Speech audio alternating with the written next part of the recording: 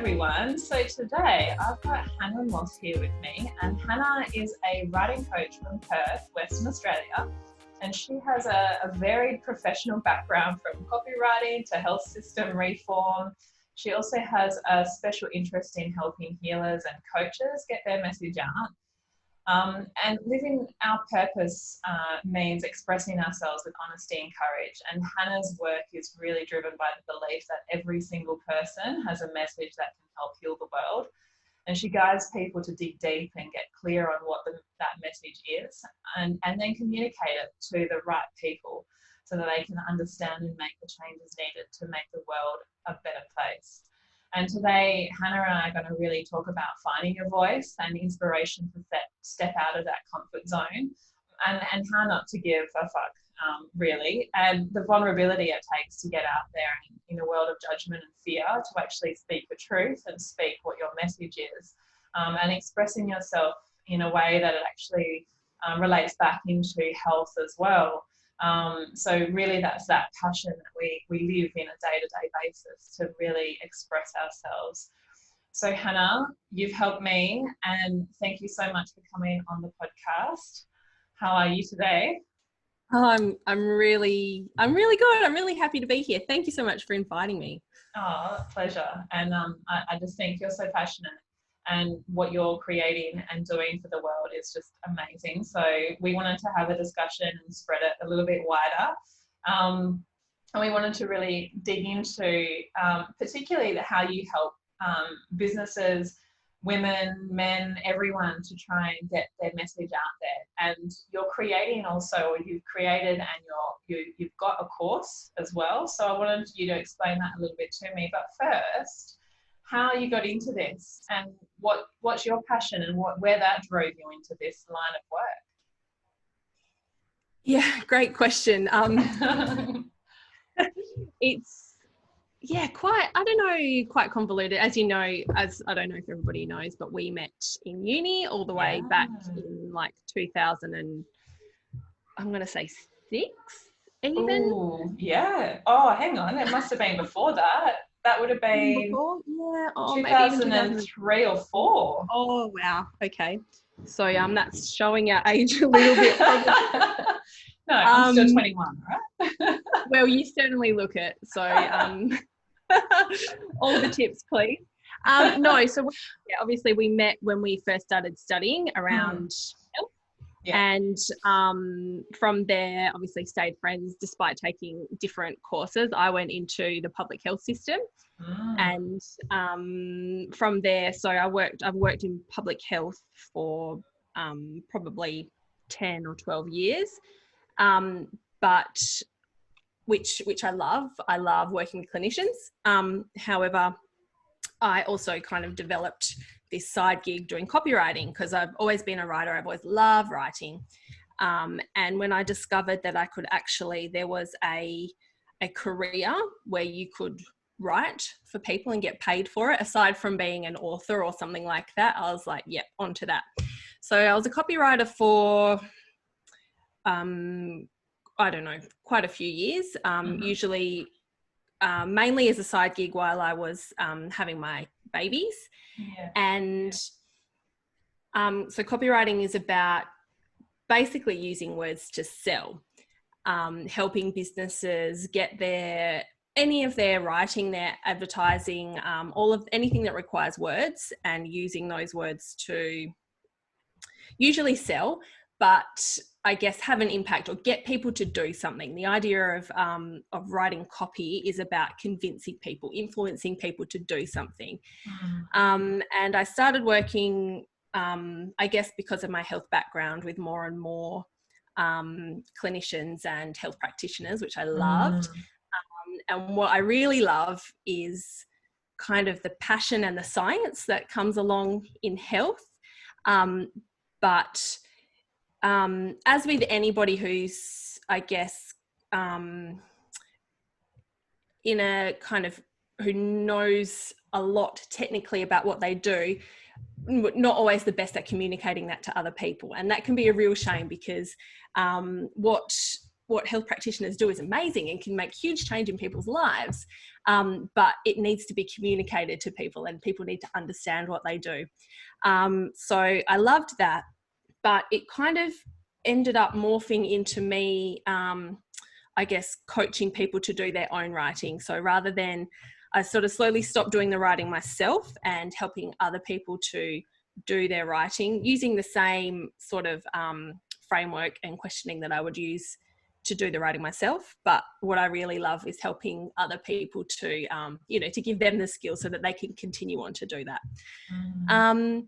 So was that the question? That here I am now, calling myself a writing coach. Yeah.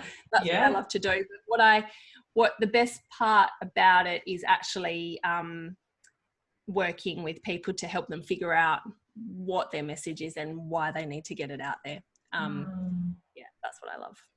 And you instill that passion in people, even yourself. And I remember when I met with you last year, the start of last year, and we went through, blog writing, and you gave me lots and lots of different ideas and skills. But what you really did was give me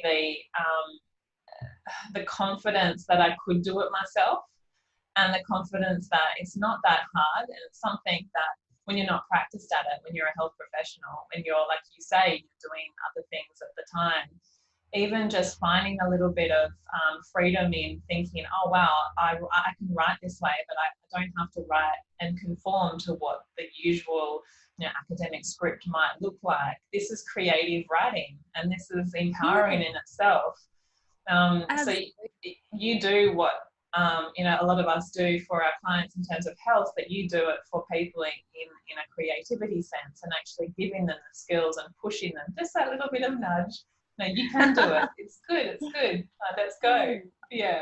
Oh, I love that. I love, because when we talk, I just get so excited by what you do, and so I guess that's the thing with writing, is what I know and what I can do and help people with. But I get so excited that it's a channel for helping people.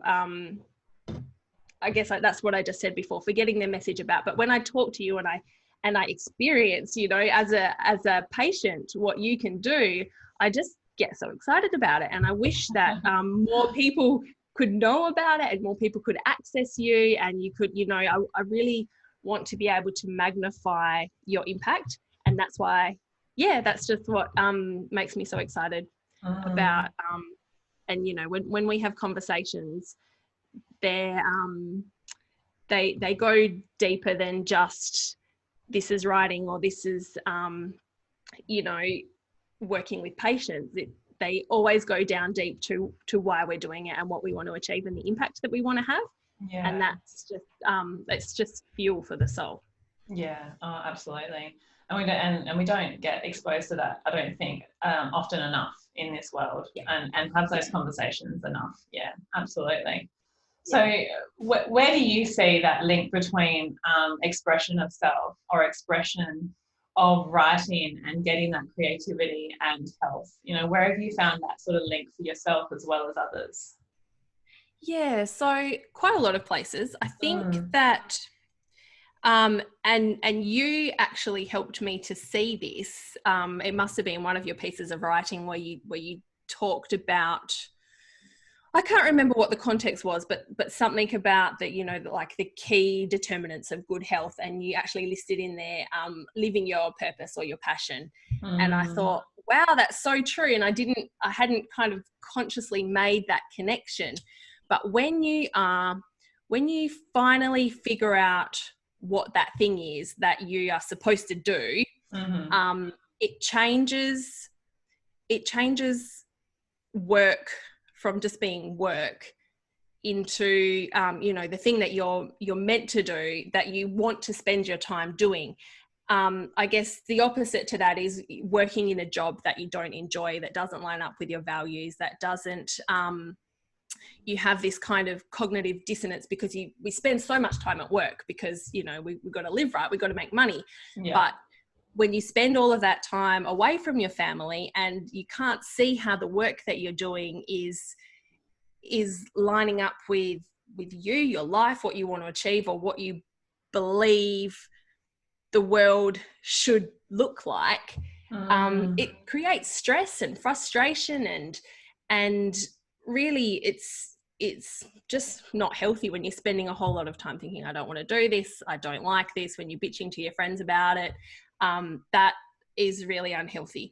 But once you kind of discover what it is that you want to do, what your purpose is, your passion, it doesn't mean you can necessarily escape that shitty 9-to-5 job. But or anything being hard anymore. It just might be in a different way. That's right. But you get a total perspective shift, because then you can figure out, okay, this is my passion, this is what I want to do. Maybe right now, I'd love for it to be how I make money and how I, I'd love for my business to be able to fund me to do all of the things I want to do. That's going to take time. If I still have to work this job, or if there's other hard things that I have to do, you don't mind so much, because you see how they fit in, and they see how you're enabling your passion or your purpose. So that perspective shift, I think, takes away a whole lot of that kind of toxicity around the things that you don't want to be doing, and that kind of resentment that they're taking away from the things you do want to be doing, like being with your family or enjoying your hobbies or whatever. So that's one way, that kind of the ability to be able to live in like alignment with your values and your purpose. The other way, and I've got personal experience with this, is that you kind of, when you do figure out what that passion is and what your purpose is, you do still have to do all of those other things. And so now you've got to fit this extra work. It's good work, it's fun work, but you've got to fit it into your life somewhere. And even if you don't have that passion, especially as women, as mums and that kind of thing, we're constantly piling stuff into our days, and to make room for it, we're taking away from our sleep and our exercise and our, just chilling in the sunshine, or cooking healthy meals, the things that we know, keep us healthy, always seem to take a back seat to the work, or to the raising children, or to, looking after everybody else. So you add your passion in on top of that, and you're working till 1 o'clock in the morning, and then you're getting up at 5 o'clock in the morning, and you're skipping all of that stuff that you need to do to look after yourself. You burn out, you crash and burn. And then you get sick all the time, and all of the terrible things that happen when you do burn out. And then hopefully you only do it once, and then you realize, okay, if I'm going to achieve all of this, I actually need to put myself first, and I need to look after myself first. Because if I do get the extra sleep, if I do get the exercise and do those things that make me feel good, I actually am a lot more efficient in all of the other stuff that I have to do. I can enjoy it more, and things get done a lot more easily, because when you're stressed and you're tired and you're cranky all the time, stuff just takes forever and is, highly inefficient and ineffective. So, and I don't know if you've mastered this. I like imagine that you have mastered this, because you're like, in my eyes, the queen of health. But I constantly have to remind myself of this every day. Like even yesterday after Easter, and, probably drinking and eating a bit too much, and then having to jump back into work, realizing that I hadn't kind of done, I love to dance for exercise. It really helps me, get rid of the stress and have fun and feel good. And I realized I hadn't done it for 4 days, and I was getting really, just really shitty with everybody, and looking forward thinking there's no way I can fit everything in. And then I set aside half an hour just to do my online class, and then came out, feeling amazing and feeling happy and wanting to talk to my family and, all of that kind of stuff. And I thought, why do I forget this all the time? Why is it so difficult? Anyway, I've gone off track a little bit there, but I guess what I'm saying is, if you what I'm constantly learning is you have to keep yourself healthy if you want to do the things that help you achieve your passion. And what you've taught me is that you actually can take things to the next level. Like, it's not normal to be tired all the time. It's not normal to be to wake up in the morning and not want to wake up and just feel like you can't do it. You actually can look after yourself in a way that means you can do things you didn't know that you could. And I think that's an incredible awakening, and more people should know that. And I think it takes it. I mean, maybe some people can just learn that without having to burn out or without having to, break through those limits first. But I think it takes having something that you want to dedicate your life to learn that, for me anyway. Yeah, it becomes that greater motivation and the greater importance, doesn't it? Yeah, and so you'll do anything to be able to get it done, plus everything else that needs to be fit into your life. Yeah, and I love the way you say, because so many people struggle with the fact that they can't fit everything in, and they always sacrifice on things, like you say. It's just that it was said so beautifully, and the consistency really, and it's the importance we place on it, and realizing that importance. So like, a lot of people don't think that, well, they assume that health's going to be around there all the time, or they've never experienced that increased health, that they felt fantastic and they want to get back to that. So I guess that's first step, is actually feeling what it feels to feel good and to have that productivity, and to be able to actually be a happy person, plus be busy, and plus be able to fit everything in and do it all really well. But also to be able to have that knowledge behind it, knowing that, well, or that reasoning in some way, not being dictated by our emotions and our physiology, by looking at like that piece of cake and going, do I really need that? Or, do I skip out on my exercise? Is that something that's going to help me today? Or am I actually needing to not do it?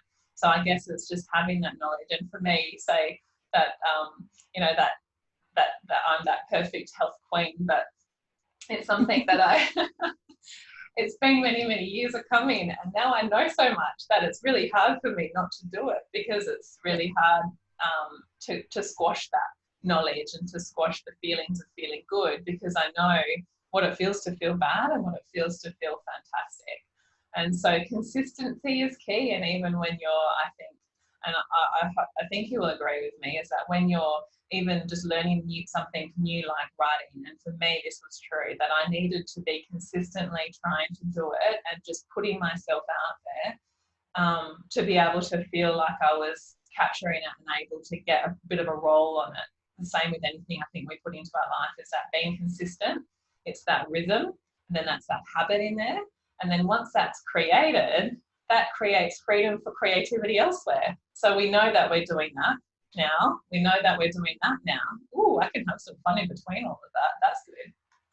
Absolutely. Yeah, you're so right. You're so right. And yeah, creating habits, it sounds, it can be so difficult to start with. And if you're not consistent and you don't feel what it's like to actually have, I'm not going to say be successful, but when you, like you said, are consistent enough with your health habits that you get to the point where you can feel good. Same with writing. If you're consistent enough with putting your message out there, and practicing it, and then feeling what it's like when you are impacting people and having the influence that you should have, it does become a lot easier, and you can kind of sort of push through, I guess, the fear around for health, the fear around the change, and maybe getting rid of the things that have helped you kind of manage life to get to where you are, with writing or just expressing yourself, the fear of how people will react to it once you've done it a few times, and you realize that it does stay scary, especially if you're talking about challenging things that aren't necessarily talked about that much. But you do tend to either desensitize yourself or realize that it's worth it, because there's enough of the good impact. The good stuff that comes out of it far outweighs the hard stuff. Yeah, it can be really scary to put words out there and for having that fear, like I said at the start, the fear of judgment. And I guess that's another hurdle and a challenge and another growth point for people. But so many will stop and not express themselves in a writing sense because they think that they don't have, well, they feel like they want to have something that they have, that message they want to get out there. They don't know how to get it out there, but they also feel like they're going to get critiqued for it or judged for it. So what's your advice when that sort of comes up with the clients that you've had before? So a lot of it comes back to being clear on what your purpose is, what your why is, because one of the things that I say to people is, you might get criticized, you might get judged, but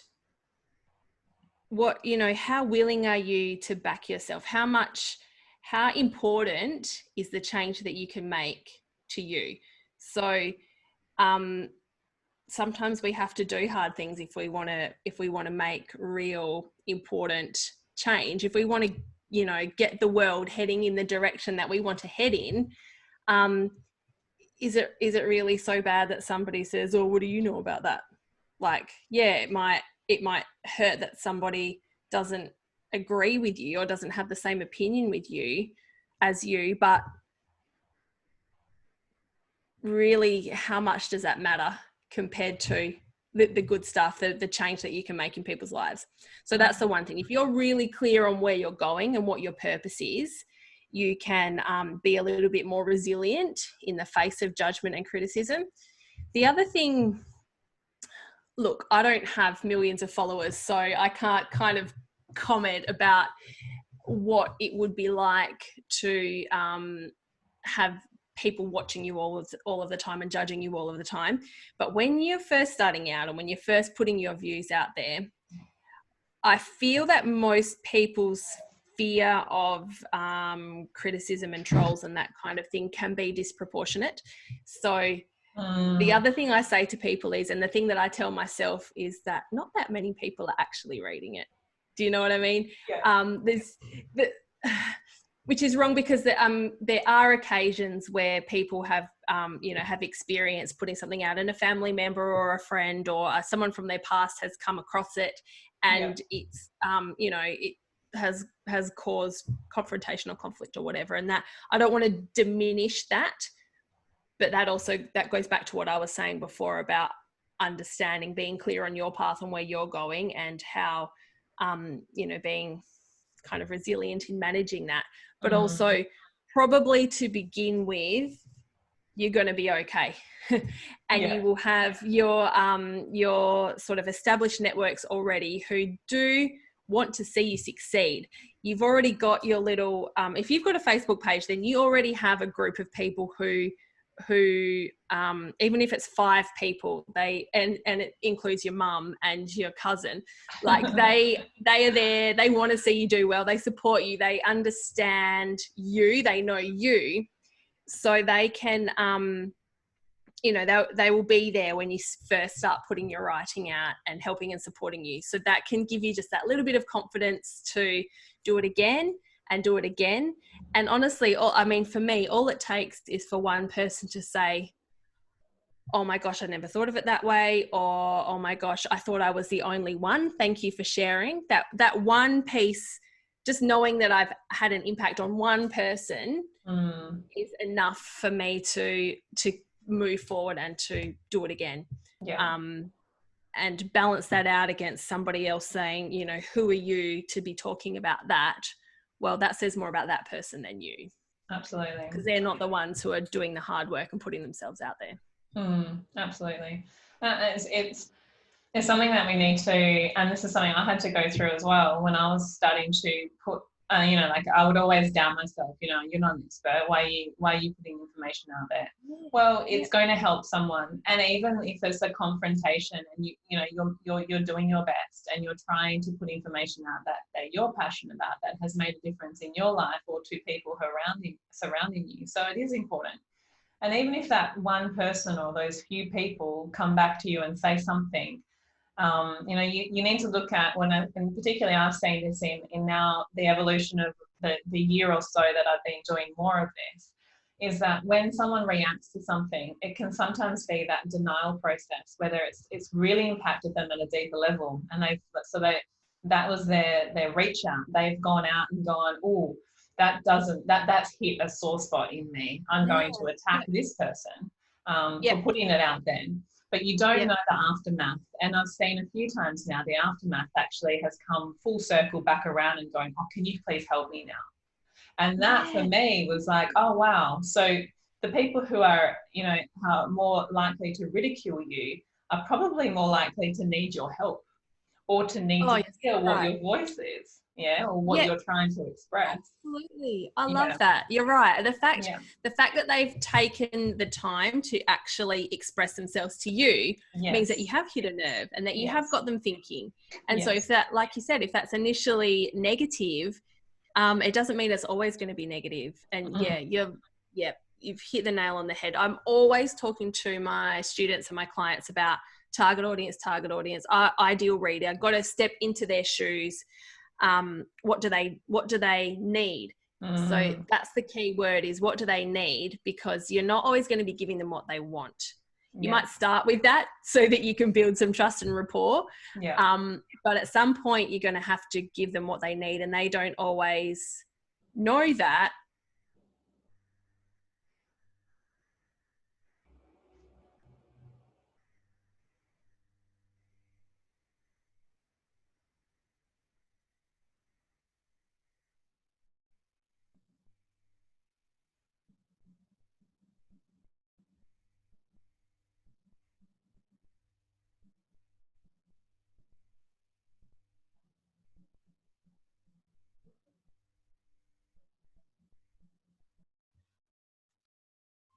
Are you back?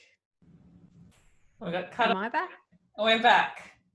We're back. I don't know what happened there, but we'll have a look at that later. I don't know. I think something must have stopped in terms of the internet, so all good. So back into it. I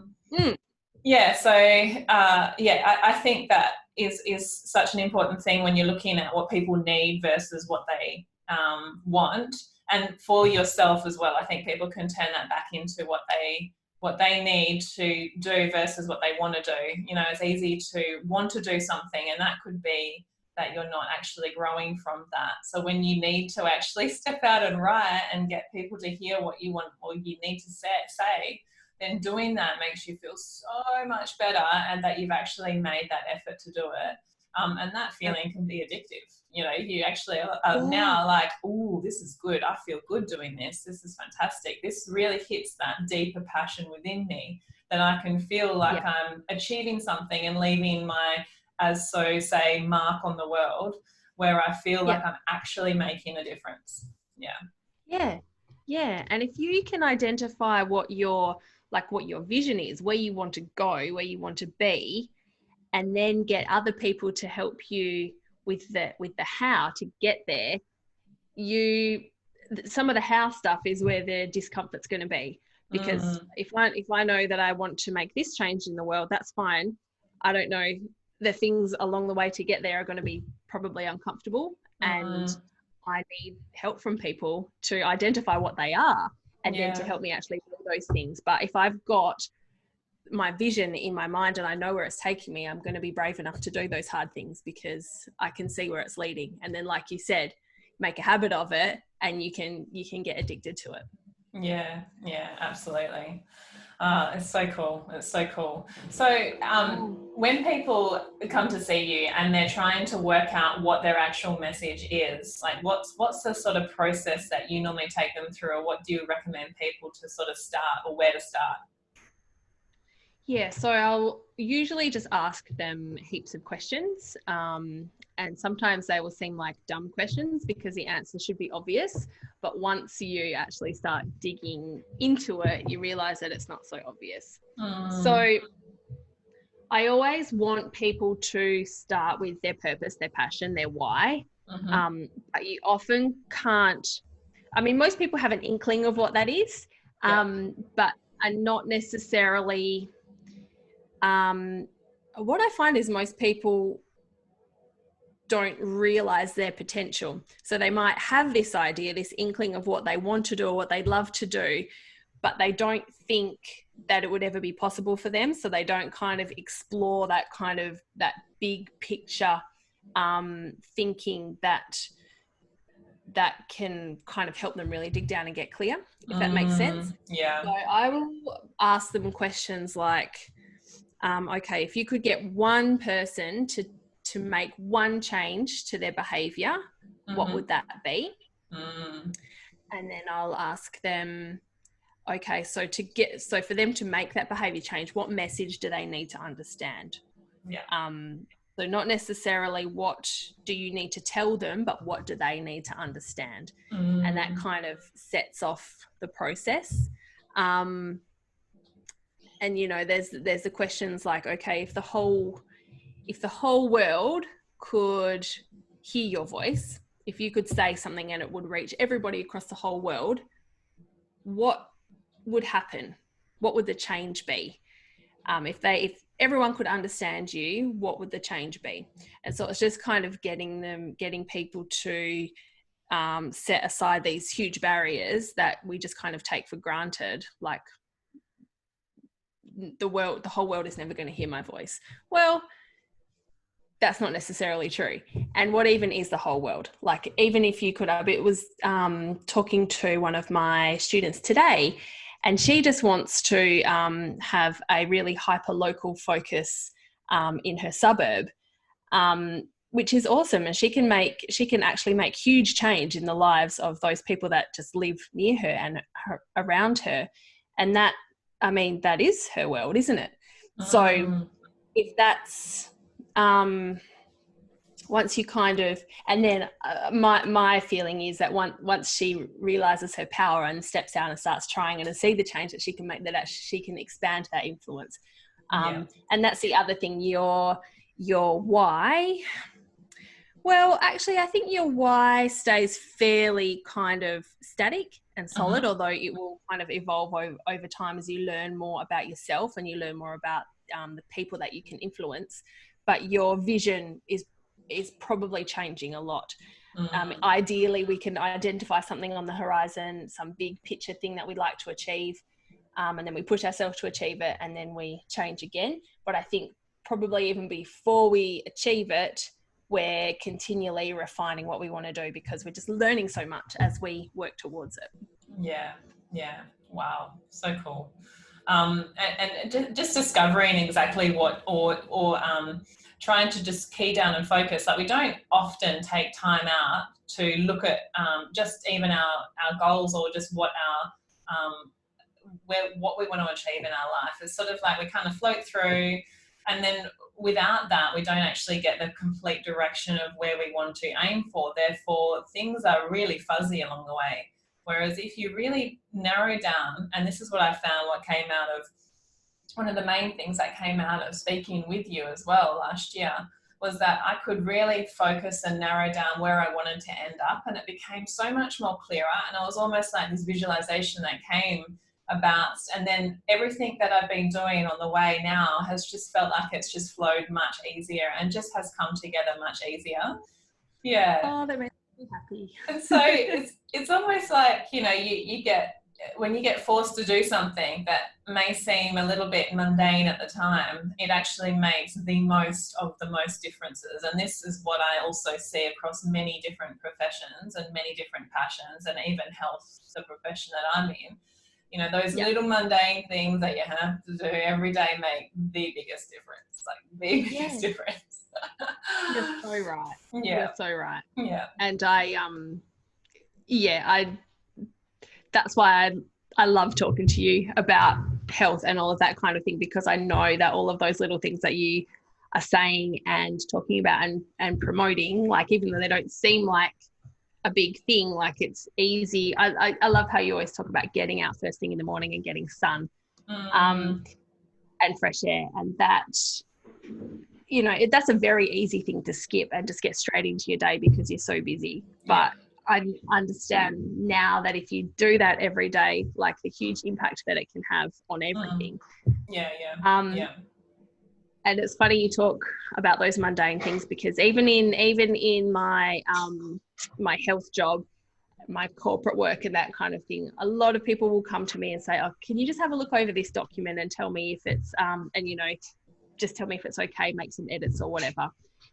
And so I often think they're coming to me and asking me to just check over the document, make it sound nice, and so that off they can go. But always, just about with every single piece of work that comes to me, I'll be like, okay, but what are we trying to achieve here? What's the purpose? Yeah. And everyone kind of rolls their eyes like, oh, isn't it obvious? And I'm like, okay, if it's obvious, tell me, because I can't tell. So tell me what the purpose is. Yeah. And then it always ends up sparking this, you know, big discussion. And then someone has to go and talk to one person and another person and then get clear on this and that. And they're all like, oh God, why did I come to you? I just wanted to tick this off and move on. But I can't, like, honestly, you can't. With every piece of work that we do, we have to know what we're trying to achieve. We have to know where we're going. Otherwise, it's just work for the sake of work. And that's what I get kind of frustrated with a lot of the blog content that's out there, because everybody's like, okay, I'm a small business. I need to get more people viewing my website, so I need to blog. So I'm just going to write these blogs. And it's just content for the sake of content, and they're wasting their time. And if anyone is reading it, like, it's a waste of their time too, if it's not kind of all pointing to something. And that's where, I guess, that's why I love reading what you write and what you put out there, because I know what you're trying to achieve. I know where it's going, and I can kind of, it sort of catches my attention, and I can integrate it into my life, because I know how it fits in with you and what your passion is and what you want to achieve, if that makes sense. So it's easier to, once you build that connection's there for good. Once people can know you and your why, you can put out all kinds of stuff, and they're going to read it because they understand where it's going. Yeah. Wow. I've never actually seen it in that way. And for so many other people, you know, that's now I get why you said knowing your why and finding your voice, and actually knowing what your message is. It's that bigger picture, but that small, narrow point where you want to end up, and where people want to actually see that information coming from or going to. And it has to be clear. It can't be wishy-washy, pull it off this part of the internet and just post it up, because, and I understand now, you know, you're talking about this job and people, and mostly information that's put out there in a corporate role is just information. But when you're passionate about the writing and where it is, and you want to actually find enjoyment in those daily mundane tasks, like knowing where it's coming from, it gives you some form of entertainment. It gives you that mundane task a little bit more life and a little bit more passion. Absolutely. And so people can find that, you know, it doesn't have to be make the job longer, or it doesn't have to make the task harder. It can just be finding those little bits of information that sparks that passion, or just that fun or joyfulness in your daily tasks. And that is making the stress less in just those single little moments. Like, that's being more mindful, really. Yeah, you're so right. And that, I mean, those single little moments are what make up our days. And if we can, like, anything that helps us to be more mindful and take stress out of our days, that's the other thing. I don't know if I even mentioned that when I was talking about burnout before. Like, I just never really realized what an impact, like physically, the impact of stress. Like, I knew it was bad and blah, blah, blah, but I didn't realize all of those little moments of stress just building up over time, how badly it eats away at you. Yeah, absolutely.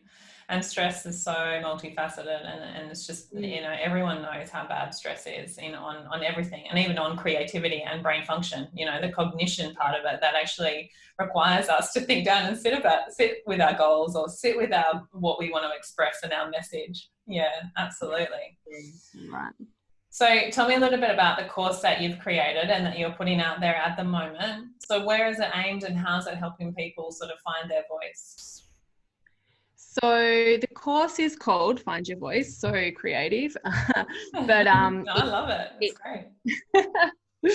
It goes for 6 weeks, and I basically take people through my framework that I have used with all of my copywriting clients and my one-on-one coaching clients.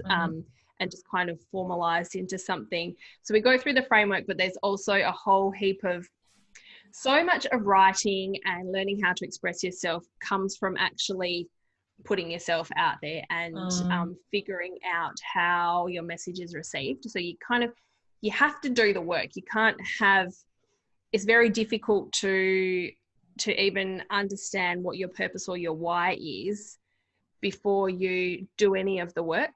So part of the course is actually a whole lot of opportunities built in to do the writing, to actually come up with the stuff that you're going to write about, and even to put it out there in a safe environment so you can practice that and actually put that framework into place, so that by the time you get to the end of the 6 weeks, you've got a whole pile of stuff that you can work with. You've got a plan, you've got all of your stories that you can use, and an understanding of how you can come up with more and how you can pull all of that together when you need it. So we spend a whole lot of time at the beginning figuring out purpose. So I've got this 4P framework, and it goes, we start with purpose. No, we start with power. Actually, the first one is power, because I need people to understand how much power they have with their words, what they can actually achieve. So even before we start to think about why we do what we do, we need to understand our potential and what can actually be done.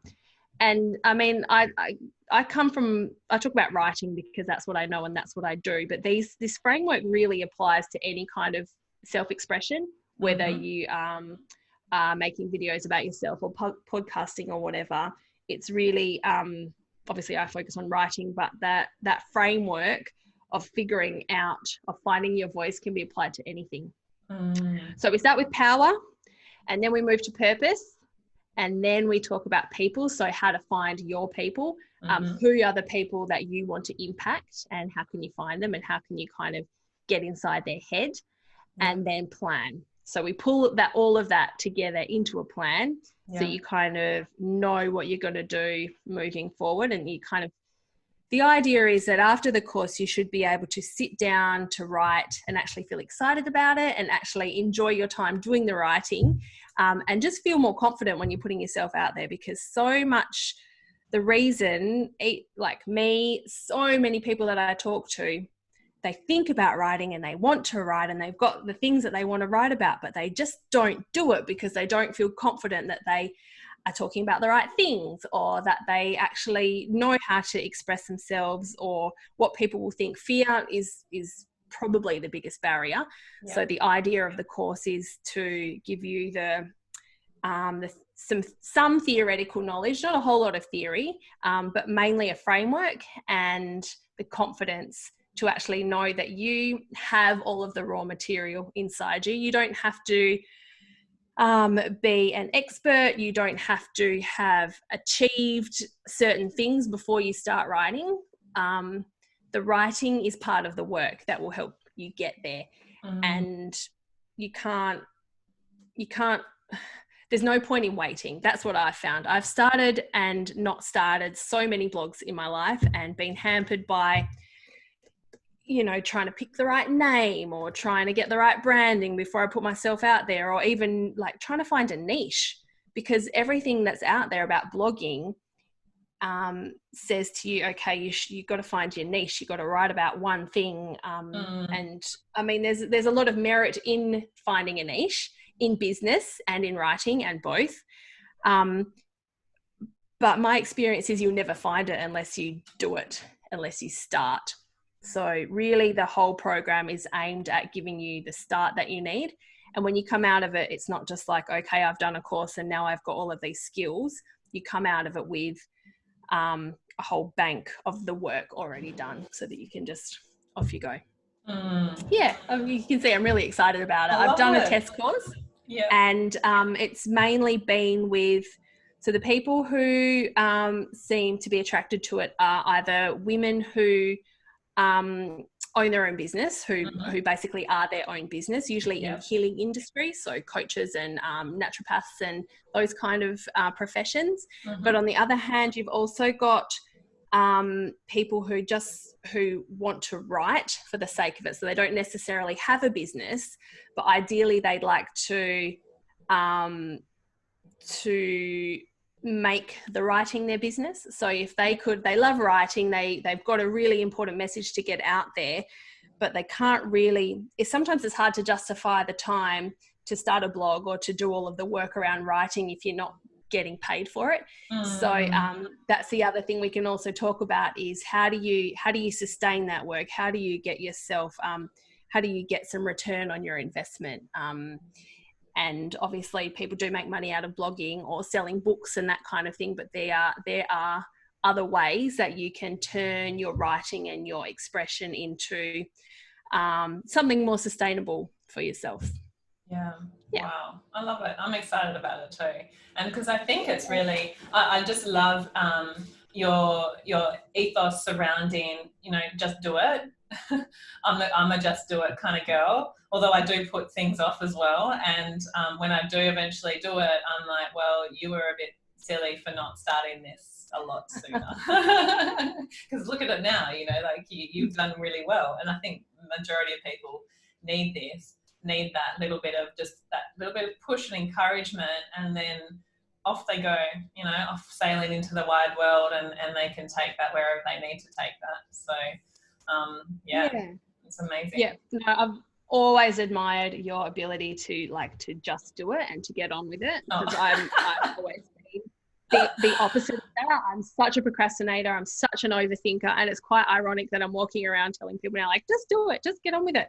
But at least in this tiny little corner of writing and getting your voice out there, I've had enough years of procrastinating and seeing what happens when you do actually put yourself out there, that I can speak to that. The rest of my life is still massive procrastinator, but you're so right that when you do just get on and do it, and you kind of see I think we're so held back by perfectionism. We want to do everything right, we want to do everything perfectly, and when you're putting yourself out there publicly, be that to your clients or just to a broader audience, the instinct is to be perfect and to just limit any kind of potential for criticism, and the problem with that is you don't get your work out there, and by the time that maybe you finally publish the perfect blog ever, but the world's moved on since you first started talking about it. The topic that you're writing about is potentially not even relevant anymore, and even in your head you've moved on. And so many people, so many times I've got to the point where I'm like, well, I've done all of this work, but I'm over it now. It's not even important anymore, so chuck that out and start something new. Yeah, I love the we're not perfect, so you have to, and almost your audience and people reading it, they'll have to love your imperfections, and those imperfections make you and make the style you. And so if they don't like it, then they have to admit that they're not perfect, and no one is perfect. So that's right. Being a perfectionist myself, I've learned to not be a perfectionist, and that has some beautiful creativity and freedom in it itself, saying you don't have to do everything perfect. I think people will find the merit in it, whether you've done a 100% job or a 98% job. So I think just getting it out there and having people actually see that content is probably more important than getting every dotted, full stop and question mark and all that done completely right. So I think that's fantastic. You're totally right. We spend way too much time on that extra 2% as well. All of the time and thinking and energy that goes into that often doesn't have that much impact on the quality of your product. Yeah. And the other thing is, if you're trying to make a connection with your audience, it's really hard to connect with someone who's perfect. And I can imagine, especially in health, if it's a big scary step for somebody to actually to come and see you, or to admit that something's wrong and they need help, that's really hard. If you are an approachable person who has your own flaws, it's going to be a lot easier for people to make that connection than to be kind of in awe of your kind of perfection. Because when people do appear perfect, if people appear perfect on the internet, they don't really seem like a real person, and definitely not somebody that you could just reach out to and send a message to, or have a relaxed conversation with. So absolutely. You are role modeling to your audience by showing them that you're not perfect, but you're still willing to put yourself out there. Yeah.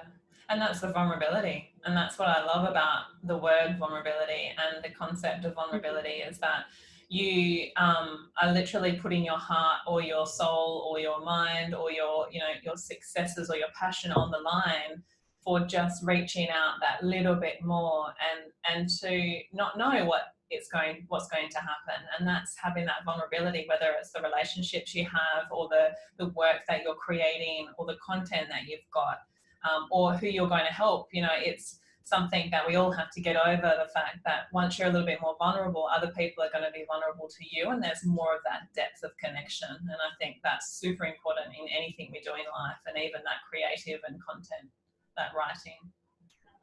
100%. 100%. You're not going to get people to change if they don't open themselves up. And for them to open themselves up, then you need to open yourself up to them. And that's what I mean. As humans, we connection it's a physiological need. We need to connect with other people. And that's why expressing yourself truthfully and courageously is so important, because because when you're not doing that, you are suppressing a physiological need in your body, which is very unhealthy. So by getting more comfortable with vulnerability, and being vulnerable doesn't mean you don't have to overshare. You don't have to tell everybody things that you're not comfortable with, but you do need to kind of just get comfortable with sharing the things that are not perfect, or that are your own experiences that other people will be able to relate to. So I can't remember where I was going with that, but it's so when how we talk, when you're talking with a friend, and you can have that shallow level conversation with anybody about the weather and what they did for Easter and all of that kind of thing. But then once you reveal something about yourself that you wouldn't necessarily tell everybody else, and then you get an insight into that person, and you're like, oh, they are like me, they understand me. And then you kind of open up that connection to talk about more things like that. That's when you get that real deep kind of trust and that deep connection, and the creativity and the opportunities and all of that that's where the magic happens, right? So and that does happen with your friends, when you can talk about anything, and you always feel so much better and so much more inspired after you have those conversations with your friends. That's how I encourage people to think about expressing themselves or connecting with their target audience. Think about talking to a close friend, someone who you want to help because you love them and you want to see their life get better. So if you had that friend in front of you who you were trying to help, you would share anything about yourself that you could, your experience, whatever, to get to help them. So that's something that I ask people to do when they're writing, especially if if you've come from academia or corporate land, where your writing has to be in a certain style. It can be quite an adjustment to move to communicating online in blogs or social media posts or whatever. If you think about talking with a friend, I think that really gives you it opens up the possibilities for you and gives you a bit more freedom to just write and just put it out there. Amazing, Hannah. Well, I think we'll definitely have to have another conversation about all this very soon, but I think everyone will get a lot of value in just giving them a little bit more direction for where and just to losing some of that fear surrounding expressing themselves. And I think that's been amazing to have a chat to you about that today. So thank you so much. And of course, I would recommend that to anyone trying to get their words out there, their passion out there, and just to get rid of that fear of judgment. And I think that's really important, just to step out there and just do it. Just do it, like Nike says. Just do it. So thank you, and until next time, I'll put up all this obviously, and your link, if you send me your link to the course, and I'll put that up on there on the show notes as well. And I will speak to you very soon. Thank you. Oh, thank you so much for having me. I always love talking to you, and I'm really grateful for the opportunity. So thank you. I can't wait to talk to you again. Pleasure. We'll see ya.